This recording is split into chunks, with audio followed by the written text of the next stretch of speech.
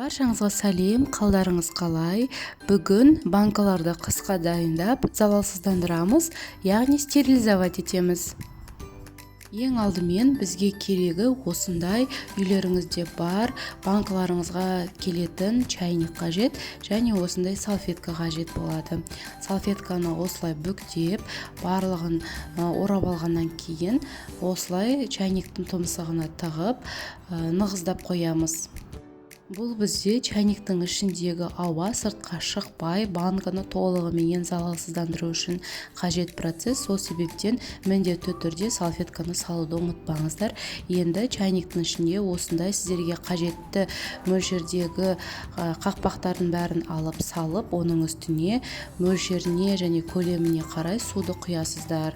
Мен 2 кружка су құйдым. Суды көз мөлшерменен өздеріңіздің чайниктеріңізге байланысты құйсаңыздар болады.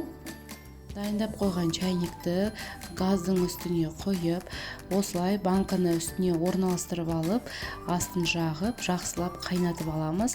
Міне бір 5 минут өткеннен кейін біздің банкамыз қайнай бастады. Астын басып, тағы да шамамен 7-8 минуттай толықтай қайнатып, банкамызды ысытып аламыз. Будың барлығы толықтай банканың ішіне кіріп жатыр. Енді біздің банкамыз дайын болды. Осы банканы алу үшін осындай орамал қажет болады. Орамалменен осылай алсаңыздар, қолдарыңыз күймейтін болады.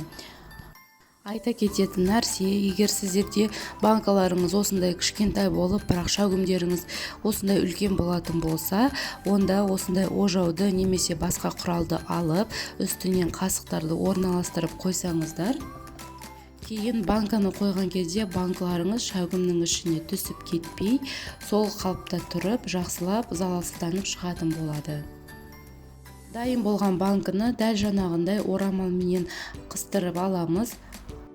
Банкаларды толықтай залалсыздандырып болғаннан кейін ішіндегі қайнап жатқан қақпақтарды аламыз. Ол үшін бізге осындай 2 шанышқы қажет. Шанышқының көмегімен қақпақтарды оңай суырып аламыз. Әр банканы стерилизовать етіп болғаннан кейін бір қақпақтан алып тұрсаңыздар болады. Банкаларымыз дайын, толықтай залалсыздандырылып болды. Енді осы банкаларды қыстық кез келген тосаптың, компоттың астына жауып орналастыра берсеңіздер болады.